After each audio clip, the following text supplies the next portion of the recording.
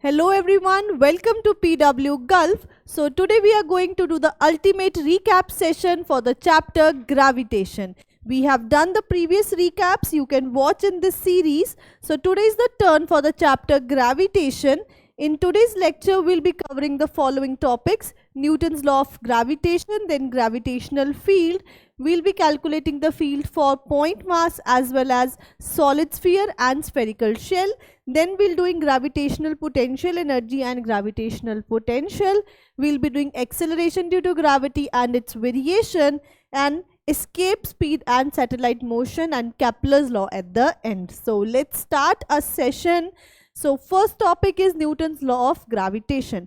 This is also called universal law of gravitation. Now according to Newton's law, if we have 2 point masses m1 and m2 which are placed some r distance apart, okay, the force between the two is directly proportional to the product of their masses and inversely proportional to the square of the distance. Okay, so from here we can write F is equal to g m1 m2 by r square. This is Newton's universal law of gravitation, that force is equal to g m1 m2 by r square. Now it is applicable to point masses. Because we know force is a vector, so what will be the direction? Okay, so force on 2 due to 1 will be like this, and force on 1 due to 2 will be like this. Okay, so 1 will be attracted by 2 and 2 will be attracted by 1. It will be along the line joining the centers of the two bodies. Okay, and magnitude of both these forces will be same, that is g m1 m2 by r square. This is the magnitude of both the forces. Now what is this g? G is called universal gravitational constant. Okay,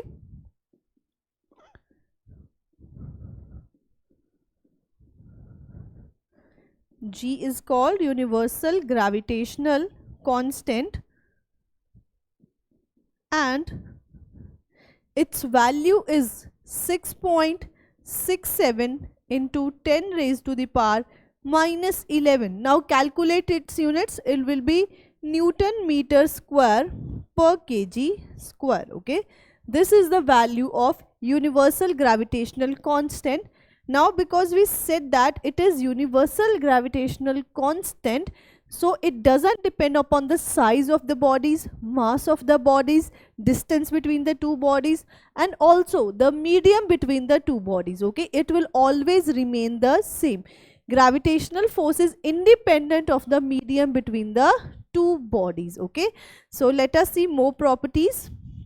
Gravitational force between two masses is independent of the intervening medium, that whether they are in air, vacuum, water, oil, any medium, force will be same. Next, it is an attractive force. It is always an attractive, never repulsive. Gravitational force obeys Newton's third law. Okay, now see, the two forces F12 and F21, there are equal and opposite forces. They always form a action reaction pair. Magnitude is same, direction is different, so they always obey Newton's third law. Okay, it holds for point masses. It is a central force. The direction of force is along the line joining the centers of two particles, so it is a central force. It is a conservative force. Okay, it is a conservative force. The gravitational force between two bodies is independent of the presence of the other body. Okay, if we have two bodies, they are exerting some F force on each other, and we place a third body, the force between the first two will remain as it is. Okay, third will start a new force acting on both of them, but the force between 1 and 2 will never change. It is independent of the presence of the other bodies. Whether third is present or not present, force between 1 and 2 will always remain the same. Now if we have many particles, okay, if we have many particles, let us say we have m1, m2 up till so on mn particles, and there is a m0 particle. So what will be my net force on M naught? Okay, what will be the net force on M naught? This is R1, R2 and Rn. So net force on M naught is given by the superposition principle as it will be vector sum of all the forces acting on the M naught. Okay, vector sum of all the forces acting on M naught. Now F1 will be acting like this. Similarly, F2 and Fn. Okay, so these are the forces acting on the particle. So it will be vector sum. Now write the magnitude of F. F1 will be Gm 1 into M naught by R1 square. Now it is a vector sum. Okay, so if we take this direction as R1 cap, okay, if we take this direction as R1 cap, so if we have a mass and this is my M naught, okay, this is R distance, so direction in this distance will be R cap. Okay, direction in this distance will be R cap, or you can take this direction as R1 cap. We are taking this direction as R1 cap, this direction as R2 cap, this direction as Rn cap. Okay, these are the directions. So we can write it as R1 cap then plus Gm2 into M naught by R2 square into R2 cap up till so on Gmn into M naught by Rn square into Rn cap. Okay, it is the vector sum of all the forces. Okay, it is the vector sum of all the forces. Let us draw the distances. This is M1 and this direction is R1 cap. This is M2, this direction is R2 cap, this is Mn and this direction is Rn cap. Okay, so the total force will be the vector sum of all the forces. Okay, vector sum of all the forces. This is given by the superposition principle. Now let us see vector form of gravitation law. So if we have two forces, two masses, one is M1 and the other is M2. Okay, R is the distance between them and the direction of this R radially outwards we have taken as R cap. Okay, now one will exert a force on 2, so force on 2 due to 1, F21, and force on 1 due to 2 will be F12. Now write it down. F12, what will be my F12? F12 will be magnitude G M1 M2 by R square. This is my magnitude. If we have to write in vector form, we have to define the direction. Direction of F12 is R cap. Okay, direction of F12 is R cap. Similarly, write F21. Magnitude of F21 will be same, G M1 M2 by R square. Direction will be minus R cap. R cap is in this direction, F21 is in this direction. Now we know that. How can we define R cap? We can define R cap as R vector by R magnitude. Okay, if this vector is called R vector, okay, if this vector is called R vector, we can define it by R vector by R magnitude. Now write down how we can write it. We can write it as G M1 M2 divided by magnitude will become cube and we will have a vector. Already there was square and one more R will come, so we will have R cube. Similarly, we will be having G M1 M2 by R cube into minus R vector. From these two statements, what we observed is that magnitude of F21 is equal to magnitude of F12. Okay, they both are equal in magnitude, but they are opposite in direction. Okay, F12 is equal to minus of F21. Now this is what we have, Newton's third law. They will exert equal and opposite force on each other. So it obeys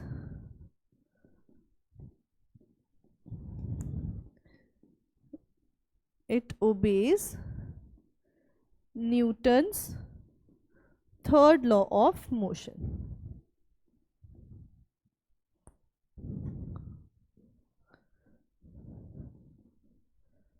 It obeys Newton's third law of motion. Okay. Now let us move to gravitational field intensity. First we should know what is gravitational field. Suppose we have a capital mass M placed over a here. Okay. If we place a small mass M at some distance r1 from this capital M mass, it will exert a force on it. If we place M at a distance r2, it will also exert a force on it, and if we place M at some distance r3, it will exert a force on it. Will all the forces be equal? No. The magnitude of each force will be different. In first case, second case, third case, in each case magnitude of the force will be different. Okay. So how much force can a mass exert on other mass if it is kept in its region? Which region?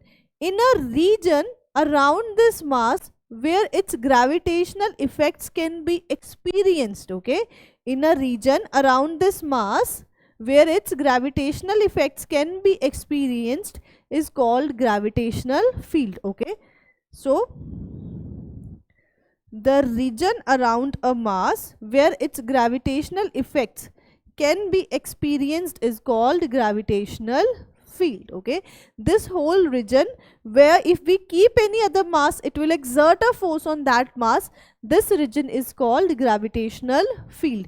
Now, is the intensity of this field same at every point? Will it exert same force at all point? No, it is different. So the force exerted per unit mass, okay, force exerted per unit mass is called gravitational field intensity. So what is gravitational field strength? It is defined as the force exerted per unit mass placed at that point. Okay, so see, if we have a capital M mass and from this capital M we have placed M naught at a distance r. Okay, this capital M will exert a force on this mass F. Okay, what will be the magnitude of this force? Magnitude will be G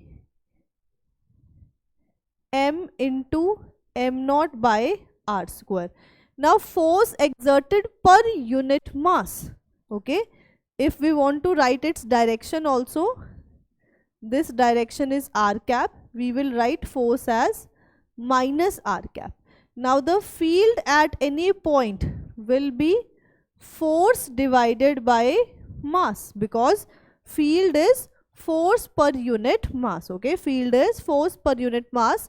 So for a point mass, my field will become, substitute the value, we will get Gm by r square into minus r cap. Okay, this is the value of electric gravitational field due to a point mass. Okay, this is the value of gravitational field intensity due to a point mass.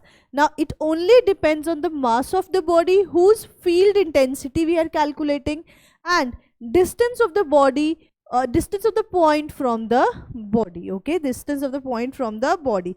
Now what it will be? It will be a vector quantity. Okay, E is a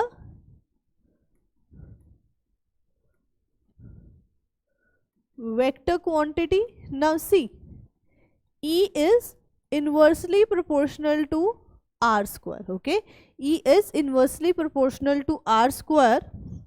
So when r tends to infinity, when r tends to infinity, E will tend to 0. Okay, E will be 0. So the area around any mass where it can exert gravitational force extends up till infinity. Okay, up till infinity it can experience it, any other particle can experience a gravitational force if it is placed in the gravitational field of this mass. Okay, so if we want to draw the graph between R and E, this magnitude of E, basically it will be a hyperbolic graph like this. Okay, it will be a curve like this will be the variation of the electric field.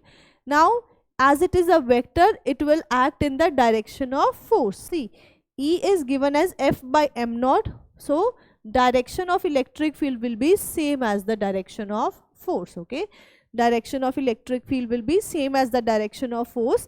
Again, if we have many point masses, okay, again if we have many point masses m1, m2, m3, and we want to calculate field at this point P. Okay, we want to calculate field at this point P.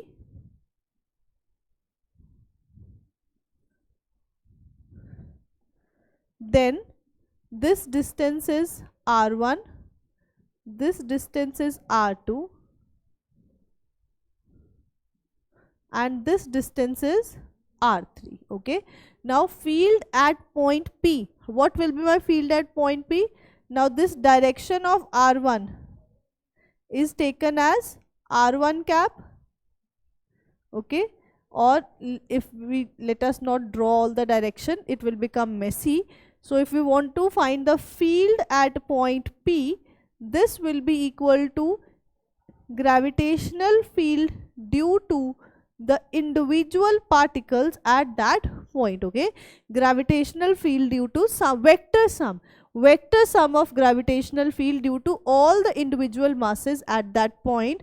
So E will be equal to minus or gm1 by r1 square into minus of r1 cap, because it is r vector is always radially outwards, so it will be minus r1 cap. Then we will have plus gm2 by r2 square into minus r2 cap, and then plus gm3 by r3 square into minus r3 cap. Okay, this will be the value of net gravitational field intensity at any point. Okay, now let us calculate it for spherical shell. Suppose we have a spherical shell of mass m and radius r. Okay, if we have a spherical shell of mass m and radius of this shell is r. So there are three regions outside the shell, at the surface, and inside the shell. We have a shell theorem that if we want to find the field at any point P outside the shell, okay, if we want to find outside the shell the value of gravitational field.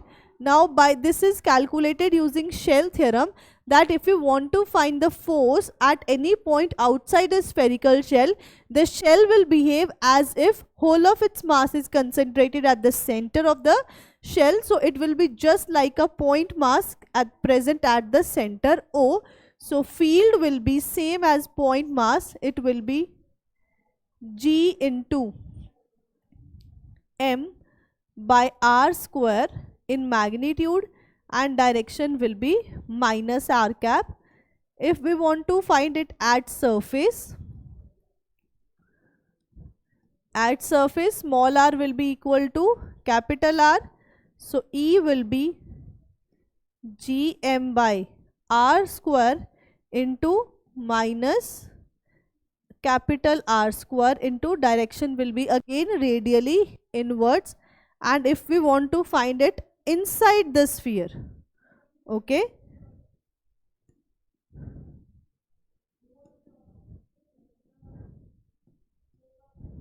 if we want to find it inside the shell field will be 0. Okay, according to shell theorem. We can have its proof, but there is no need to do it.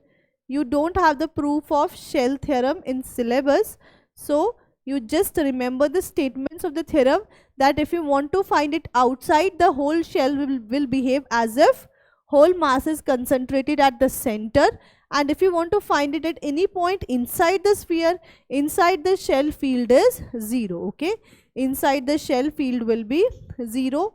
Now draw the variation of this field with the distance r. We are plotting the magnitude only. Okay, we are plotting the magnitude only. So from 0 to radius of the sphere, value of field is 0 at the surface of the sphere. Value of field is gm by r square, and after that it varies inversely with E is directly proportional to 1 by r square. So graph will look like this. Okay, now let us calculate the field due to a solid sphere.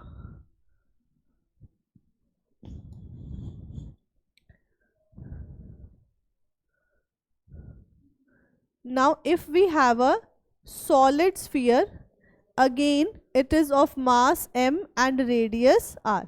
If we have a solid sphere of mass m and radius r, by shell theorem we can assume that this solid sphere is made up of number of shells. Okay, so each shell will behave as if its mass is concentrated at the center, so whole sphere will behave as if its mass is concentrated at the center, and if you want to find it at any point outside the sphere, so outside the sphere, the value of the field will be gm by r square, and its direction will be minus r cap. Okay, towards the center. If you want to calculate at the surface, small r will be equal to capital R, so value of field will be gm by r square into minus r cap. Now let us calculate it inside the sphere.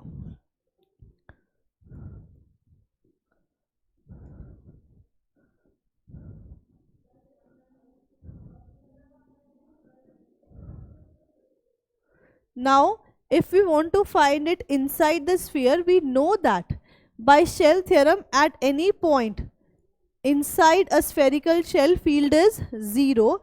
Okay, now we have a sphere.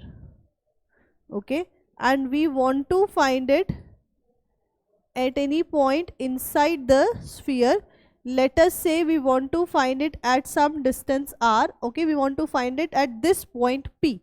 At this point P. So now r is the radius of the point P. We want to find point P inside the sphere. Capital R is the radius of our sphere.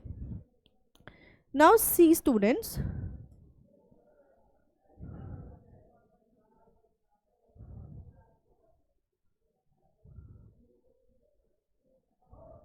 okay, now see, if we see this point P, we assume that sphere is made up of many shells. For all the shells having radius 0 to r, point P is outside. So these shells will behave as if their masses are concentrated at the center. But for all shells from this to this radius, the point P is inside the shell. So due to them, force will be 0. Okay, due to them force will be 0, which means that only mass inside the point P, okay, only mass which is present inside the circle of this point, sphere of this point P, r radius, only this much mass will be contributing to the field. Okay, only this much mass will contributing to the field. Enclosed mass will contribute. So let us calculate this enclosed mass. How much will be enclosed mass? M is equal to density into volume. So small m will be equal to, what will be my density? Density will be mass per unit volume. Now because this is a uniform sphere, its mass is m, density is 4 by 3 pi r cube into volume of this sphere will be 4 by 3 pi into small r cube. Now 4 by 3 pi get cancelled. Mass is equal to capital M r cube divided by capital R cube. Okay, this is the mass. So now calculate field due to this. So field will be only M will be contributing. So Gm by R square into minus R cap. Substitute the value. It will be equal to G into M R cube by R cube into R square minus R cap. So value of field at any point inside is GMR by R cube into minus R cap. Okay, this is the value of field. Okay, this is the value of field at any point inside. So it means inside electric field, gravitational field is directly proportional to small r, and outside if we say it is inversely proportional to r square. Now draw the variation of this field with the distance from the center. Okay, draw its variation from 0 to capital R. Okay, from 0 to capital R, it will be a straight line because field is directly proportional to R.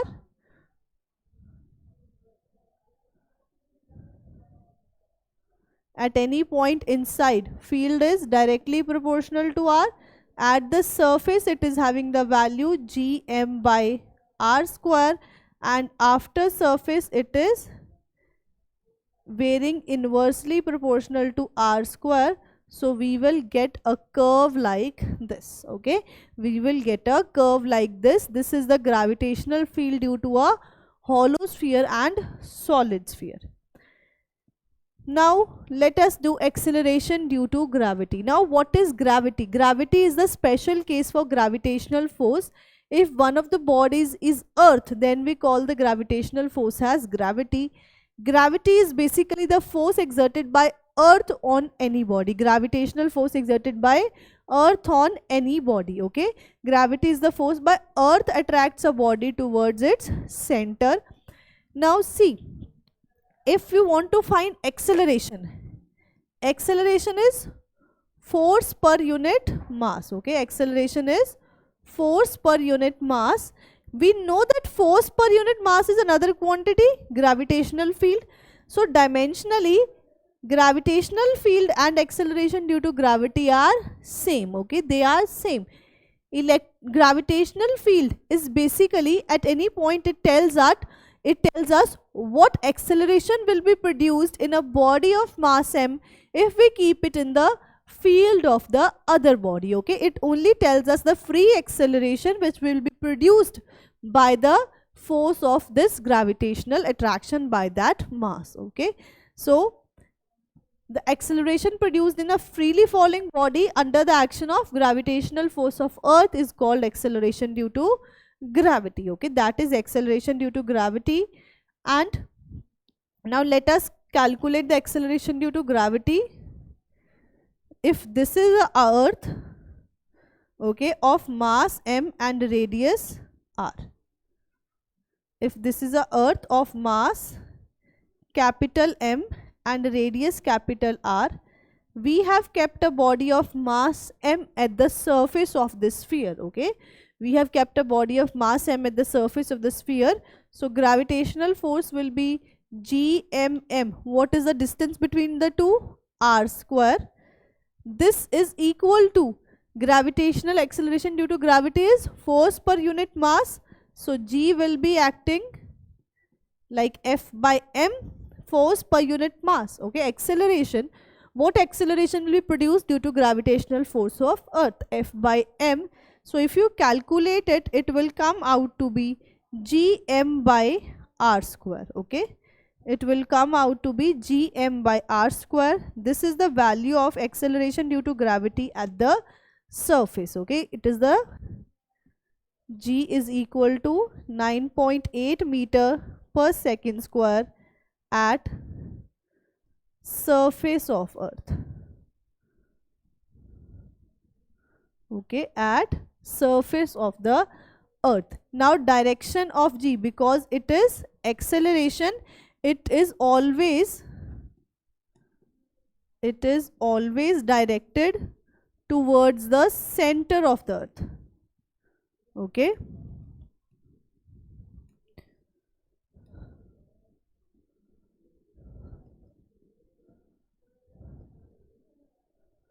it is always directed towards the center of the earth. Okay, it is always directed towards the center of earth. Now let us calculate value of g at various points. Now if this is a earth of radius r and mass m, first let us calculate outside earth. Okay, outside earth, we know that outside the earth force will be, now force will be g into m by small r square. If you are calculating a force on any body of mass m present r distance from the center, okay, force will be like this. How we can calculate force? We know that E is equal to F by m, so force will be equal to m into E, and any point outside it will be gm by r square. Just earth is a solid sphere, so use the formula of solid sphere we calculated in this portion. Okay, acceleration due to gravity will be F by m, so at any point outside g is equal to gm by r square. Okay, at any point outside it will be equal to gm by r square. Now let us calculate at surface. At surface g will be equal to gm by r square. Small m will be small r will be equal to capital R, and let us calculate inside. Now at any point inside the earth, we know that force will be equal to gmm into r by capital R cube. Okay, because field is gmr by capital R cube, so force will be multiplied by m. Now calculate acceleration due to gravity, F by m, so g will be equal to gm into r by capital R cube. Now observe that each formula of g is equal to the field, because they both are equal, they both have the same sense. Okay, so this is the value of g outside. Outside it is inversely proportional to r square, and inside it is directly proportional to r.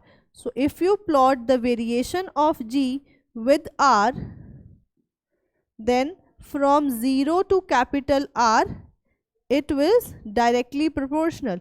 At surface of earth it has a value 9.8 meter per second square, and after that it varies inversely with r square.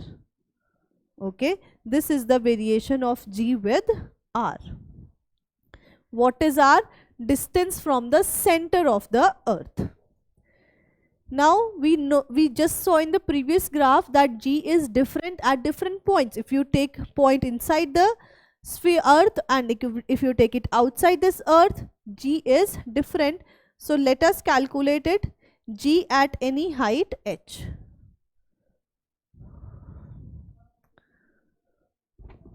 Sorry. If we have earth as a sphere of radius r and mass m, and we are calculating the acceleration due to gravity at point P, which is at a height h from the surface of the sphere. Okay, it is at a point h from the surface of a sphere. So g prime at any height h will be equal to g into m divided by r square. Now substitute the value, that will become gm by r plus h whole square. What is distance from the center? It is r plus h. Now take it as common, r as common, so we will get r square into 1 plus h by r whole square. So this gm by r square is acceleration due to gravity at the surface of earth. So it will be g into 1 plus h by r whole square. This is the variation of g at any height h. Okay, value of g at any height h. Now if you take h is much less than r, then using binomial approximation,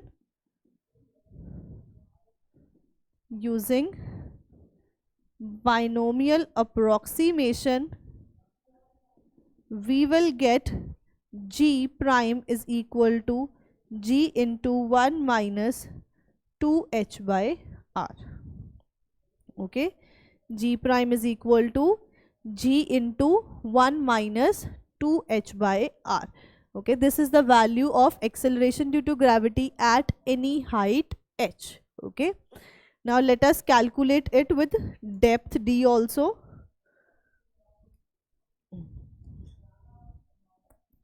Suppose we are calculating it at point P, which is at a depth d from the center of the earth.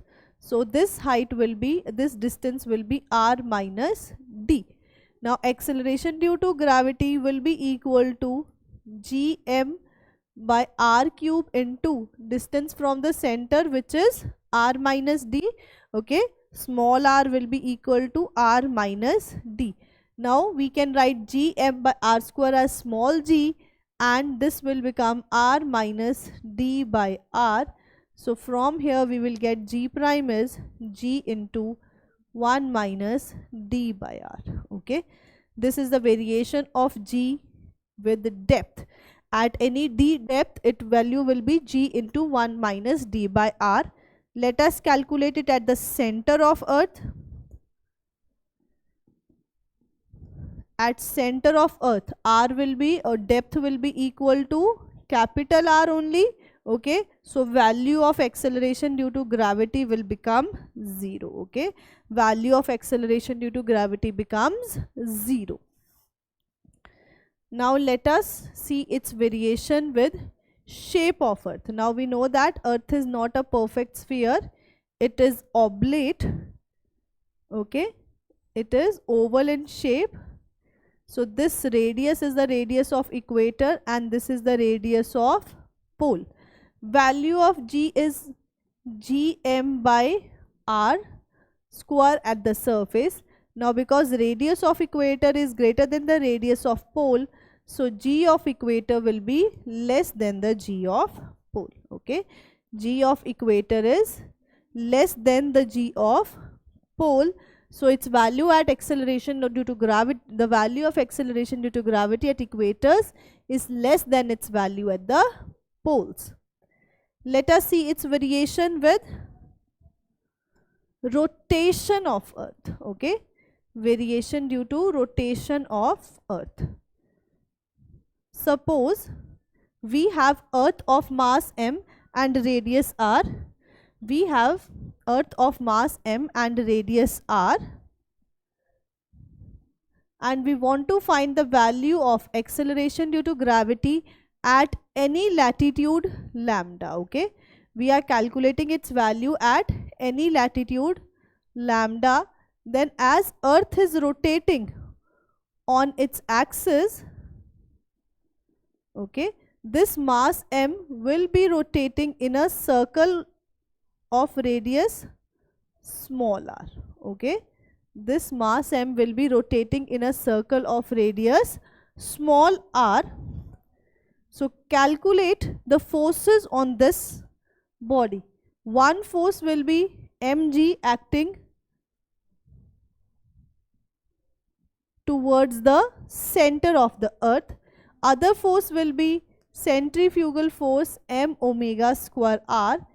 If you find this angle will be also lambda, so we have m omega square r into cos of lambda, and here we will have m omega square r into sin lambda. Okay, so the net force towards the center of the earth, okay, net force towards the center of earth, mg prime will be mg minus m omega square r into cos lambda. So from here we will get g prime is g minus omega square r into cos of lambda. Now calculate the value of r. If this is lambda, then this will also be lambda. So we have a triangle like this. This angle is lambda, this is r. This is the point from the center to the radius. So this will be center to the surface of earth. So this length will be capital R. From this triangle we can write r is equal to r cos lambda. Okay, r is equal to r cos lambda. So g will be g minus omega square r into cos square lambda. This will be the value. Okay, this will be the value, cos square of lambda, value of acceleration due to gravity at any latitude lambda. Okay, this is the variation due to rotation of earth. Let us move forward to gravitational potential energy. Now gravitational potential energy is defined as the amount of work done. Okay, so if we have a capital M mass placed at the some point in the space, and you have a M mass at infinity. Okay, you have a M mass at infinity. At infinity there is no interaction between them. Now you bring this M mass from infinity to a point R from this capital M. Okay, you bring this mass from infinity to a point R from capital M. What will happen? While you are bringing, this will exert a gravitational force on this mass. So you have to do some work against this gravitational force of attraction to bring this mass. If you are bringing it enough slowly, okay, if you are bringing it enough slowly that there is no change in kinetic energy, the work done by the external force in bringing this mass from infinity to this point will be equal to gravitational potential energy of this system. Okay, gravitational potential energy is never of a single mass, it is always the potential energy of a system. Okay, always the potential energy of the system. So it is the energy associated due to its position in the gravitational field of another body, and it is equal to the amount of work done in bringing a body from infinity to a point in the gravitational field of another body. So if you want to see, so u at this point will be equal to minus g m into capital M by r. Okay, u will be equal to minus g into capital M into r. This is the gravitational potential energy.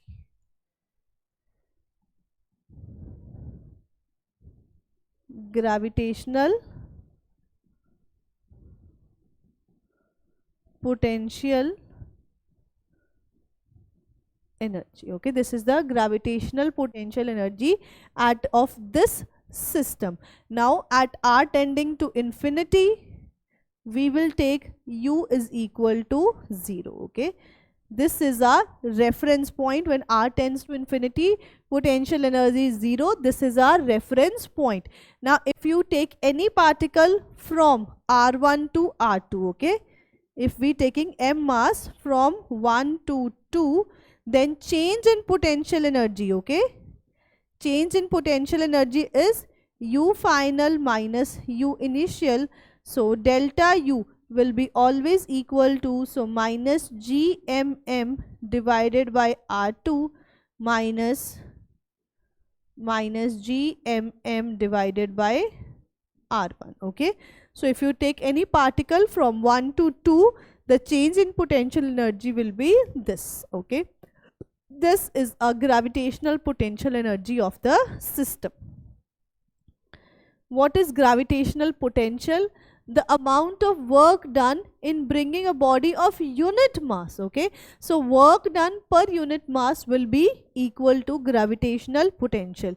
Now if you want, just like field was per unit mass, that at different point we will have different force, so we calculated a quantity field which will be directly giving us force at that point. Similarly, if you want to calculate potential energy or work done, we calculated a value gravitational potential so that we can get work done or potential energy at every point. So gravitational potential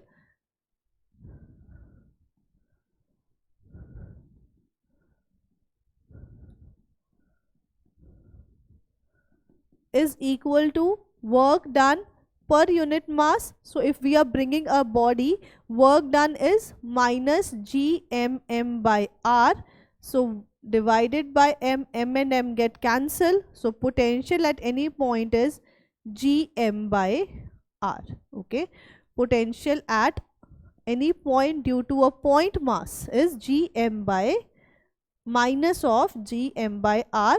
If you have a capital M mass and you want to calculate potential at point P at a distance r away from it, we will get that potential at point P is minus gm by r. Now it is a scalar quantity. Okay, because we know that, okay, see, we know that potential is equal to work by mass. Work is a scalar quantity, so it is a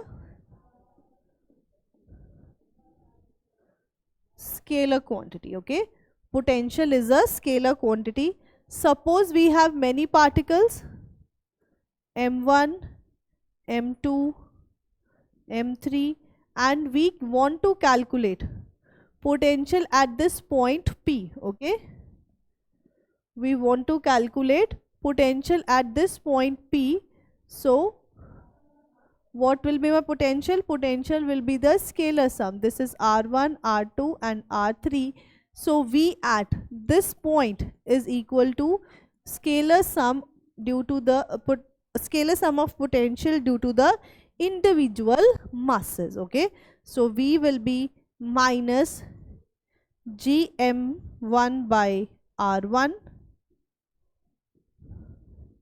minus gm2 by r2 minus gm3 by r3. Okay, this is a potential. Okay, now see students, this is a gravitational potential if we are moving from 1 to 2. Okay, from r1 to r2, a mass of, first let us calculate at infinity. Okay, let us calculate of point mass due to infinity. We have a capital M mass and potential at point P at r, V is equal to minus gm by r. Now as r tends to infinity, potential will be 0. Okay, so potential is taken as 0 at infinity. Now suppose we have a body of mass m and any particle of mass small m which was initially at r1 is now taken to r2. Okay, it was initially at r1, now it is taken to r2. Now what will be the amount of work done? Okay, amount of work done will be equal to change in potential energy, so it will be minus u final minus u initial. Okay, it will be u final minus u initial. So calculate it, work done will become u final minus gmm by r2 minus gmm by r1. Okay, so take GMM as common, we will get, or take minus, just simply take M as common. Okay, take M as common, we will get G into capital M by R2 minus G into capital M by R1. Okay, this is what we will get. What is GM by R2? Potential at point 2. Okay, it is V2 minus what is GM by R1? It is V1. So work done is equal to mass into delta V. Okay, work done is equal to mass into change in potential. Work done between taking a particle from 1 to 2 is simply equal to mass into change in potential. Okay, it is equal to mass into change in potential. This is how we can calculate work done in moving a body from one point to another point using potential. Now, work done by external force is always equal to change in potential, and work done by conservative force is equal to negative of change in potential. Okay, work done by external force is equal to delta U, and work done by conservative force is equal to minus of delta U. This is valid if kinetic energy is constant. Okay, slowly, or we say that it is taken slowly from one point to another such that kinetic energy is constant. These are valid only then. Let us move forward to change in gravitational potential energy at a height h. Okay, we have a body, or let us take Earth only, of radius r and mass m. Okay, so we have Earth of radius r and mass m, and we take a body to a height of mass m from surface to a height h. Okay, so let us calculate change in potential energy, U final minus U initial.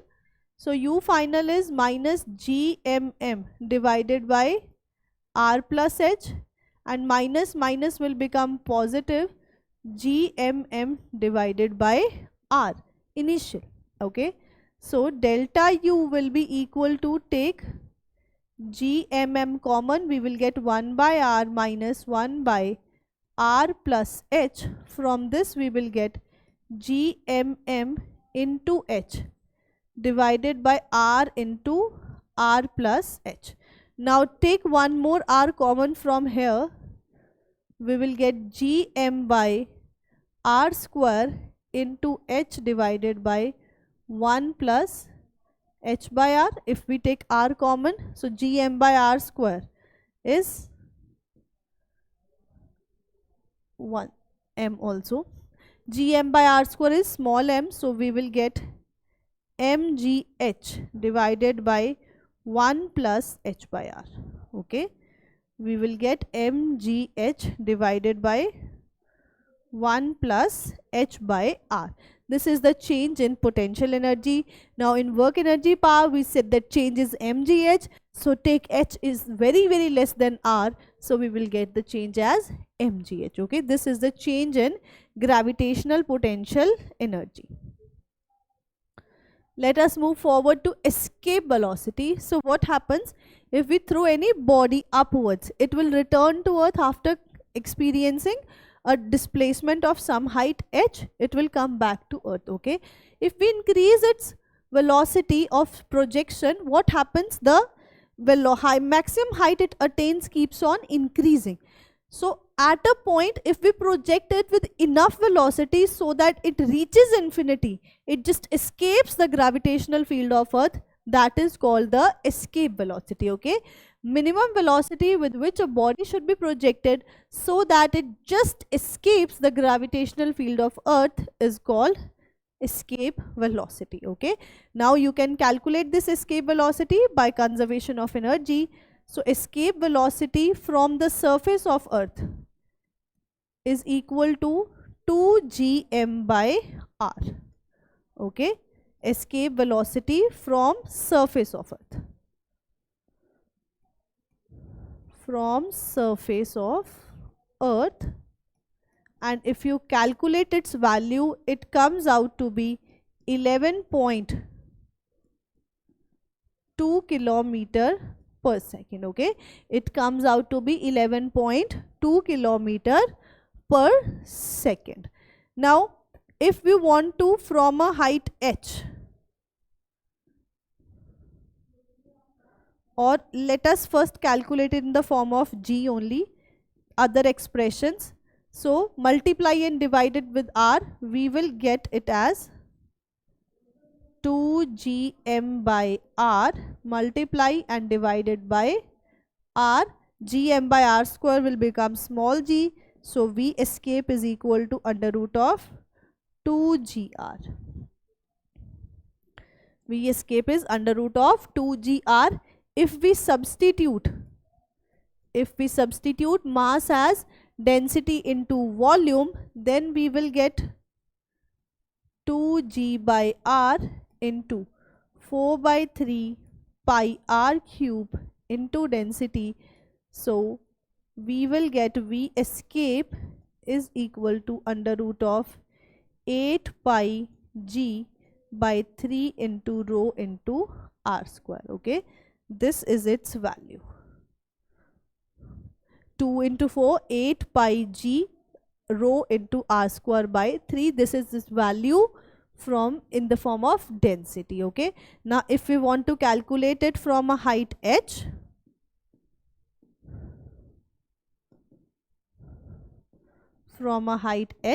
V escape will be equal to under root of 2gm divided by r plus h. Okay, this is the value of escape velocity from a height h. Okay, so this is escape velocity of any planet whose mass is m and radius is r.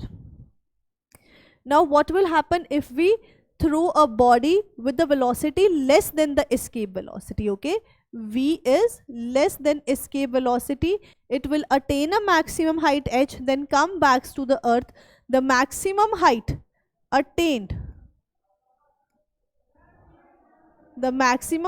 attained by the body h will be equal to r divided by v escape by v whole square minus 1.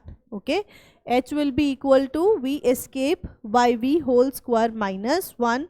This is the maximum height attained by the body, and if we throw it at the velocity greater than the escape velocity, then it will have some speed or kinetic energy left in the interstellar space. So it will be having a speed v in the interstellar space. This v1 is the speed in interstellar space.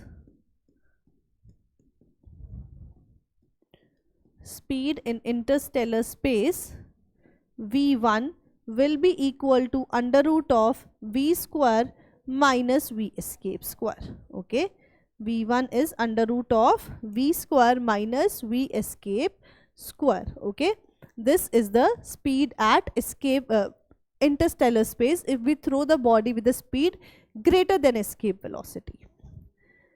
Now let us come to satellite motion. What are satellites? Any body which is orbiting around a heavy mass in a stable orbit, that is satellite. There are two types of satellites, artificial and natural. Okay, so satellites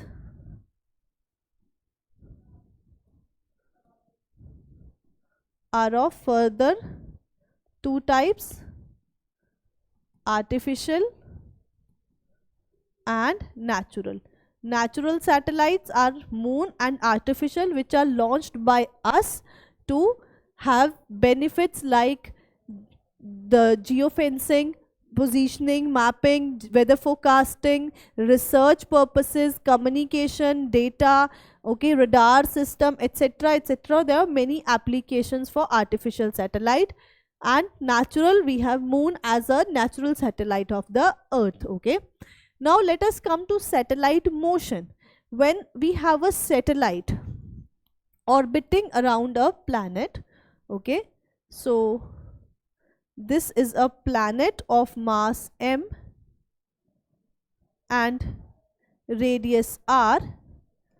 A satellite is orbiting around this planet in a radius of, in an orbit of radius small r. Okay, so which force is providing the necessary centripetal force?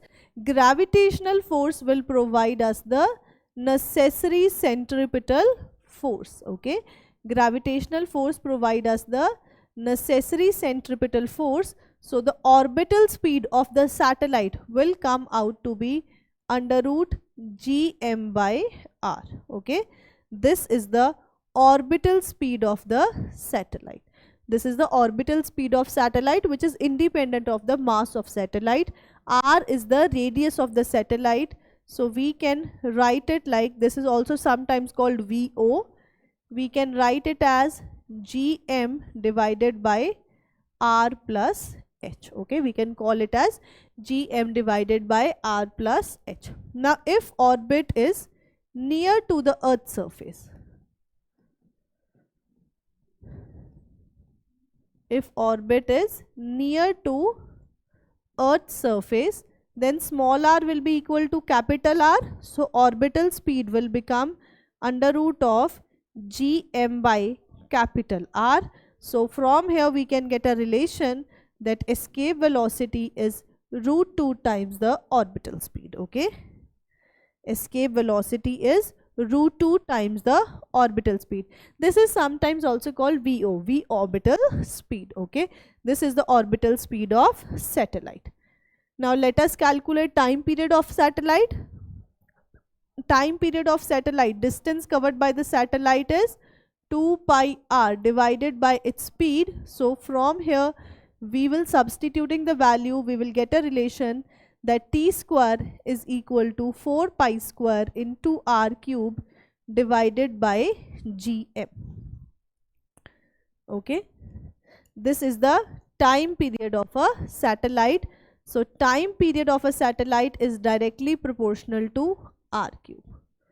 Okay, time period of a satellite is directly proportional to r cube, and if you want to calculate its frequency, it is inversely proportional to it. Okay, f is equal to 1 by t. So from here we will get that f is equal to under root of gm divided by 4 pi square by r cube. So frequency is equal to 1 by 2 pi under root of gm by r cube, and if you want to calculate angular frequency, it will be under root of gm by r cube. Okay, these are the frequencies and angular frequencies. Now let us calculate energy of a satellite. So kinetic energy of the satellite is equal to half m v square. So substitute the value, we will get gmm divided by 2r. V is under root of gm by r. Substitute it, we will get this. If we want to calculate potential energy, it will be gmm by r. Okay, so total energy is the sum of kinetic plus potential. So total energy will be minus gmm by 2r. Okay, this is the total energy of the satellite. This is the kinetic energy and this is the potential energy of the satellite. Now by seeing into the relations, we can directly see that kinetic energy is equal to negative of the total energy. Okay, and potential energy is equal to twice the total energy. Okay, kinetic energy is equal to just negative of total energy and potential energy is 2 times the total energy. Okay, now satellite is having a total energy negative sign, negative energy shows that it is a bound system. Okay, negative energy shows that it is a bound system, it is bounded by some force. And if you want to free this satellite, okay, if you want to just free this satellite, then you have to provide some energy. That energy which you have to provide to free this satellite is called binding energy of the satellite. Okay, that is the binding energy of the satellite. So binding energy of satellite, how much energy you have to provide to free? It is having this much negative energy. Provide an energy of equal amount in positive. So binding energy of satellite is GMM by 2R. Okay, this is the binding energy of the satellite. Now we have geostationary satellites and polar satellites. What are geostationary satellites? The satellites which have the same time period as Earth, okay, they are stationary with respect to Earth, are called geostationary satellite. Now if we see, this is the equatorial plane of Earth. Okay, this is the equatorial plane of Earth. Any satellite orbiting in this equatorial plane, okay, any satellite orbiting in this equatorial plane is called a geostationary satellite. A satellite which revolves around the Earth in equatorial plane with the same angular speed and in the same direction. Okay, if Earth is moving like this, they have to move in the same direction so that they are stationary with respect to Earth. Okay, stationary with respect to Earth. They are stationary with respect to Earth. Time period of such satellite will be 24 hours. They will have the same omega, and these satellites are generally at a height of 36,000 kilometer. Okay, height of geostationary satellites is 36,000 kilometers above the surface of the Earth. They are also called synchronous satellite. They are also called synchronous satellite. Now let us see what are polar satellites. So if these are my poles,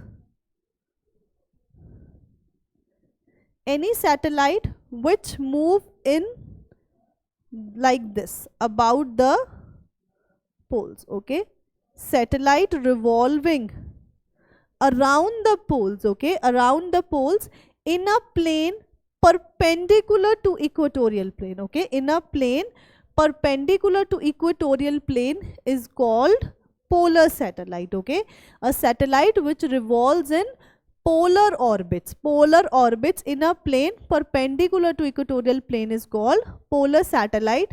Height of polar satellite is only 500 to 800 kilometers. Okay, height of polar satellite is only 500 to 800 kilometers, and its time period is also very less, from 1 to 2 hours only. Okay, so these are polar satellites.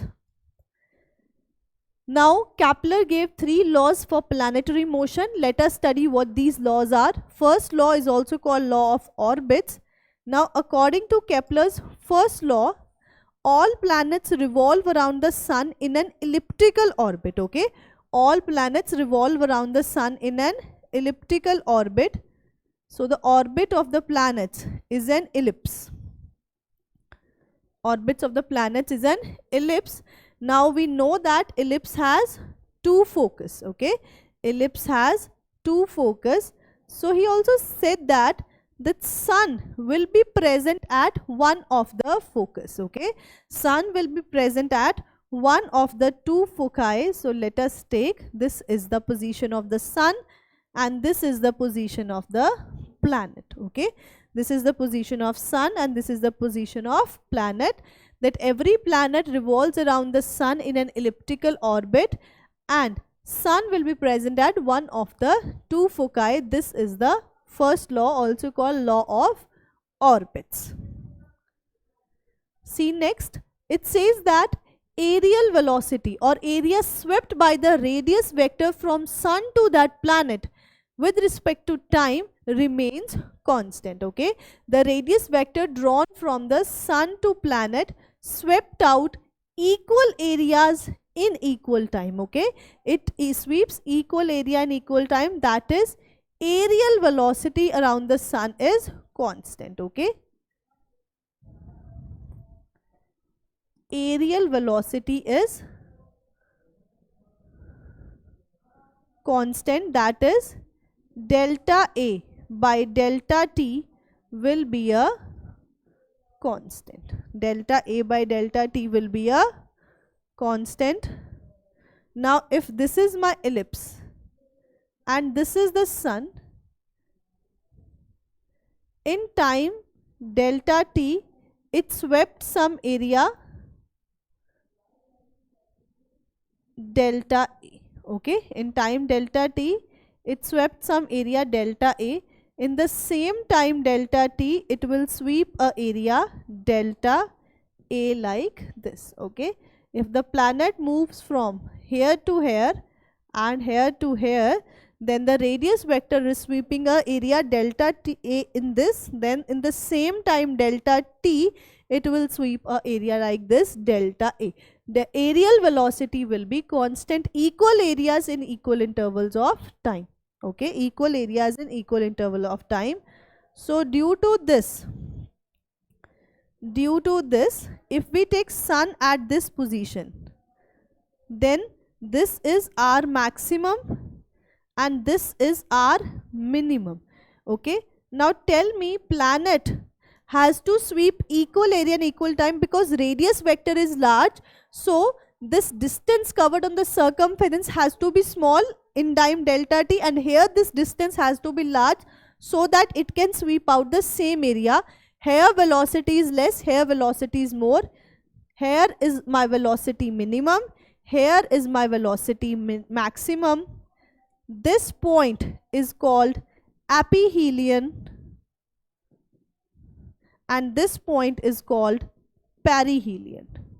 Helio is the word for the sun, so closest to sun perihelion, farthest from sun aphelion. Okay, now let us see the third law. The third law says that the square of the time period of revolution of a planet around the sun is proportional to the cube of the semi-major axis of its elliptical orbit. Okay, so if this is my ellipse, then this is major axis. Okay, this is major axis and this is minor axis. Okay, this is minor axis, so this A is called semi-major axis and this B, this is called semi-minor axis. Okay, this B is called semi-minor axis, A is called semi-major axis. So T square will be proportional to cube of semi-major axis. Okay, T square is proportional to A cube, law of periods. This is called third law of the Kepler's law. Now if orbit is circular,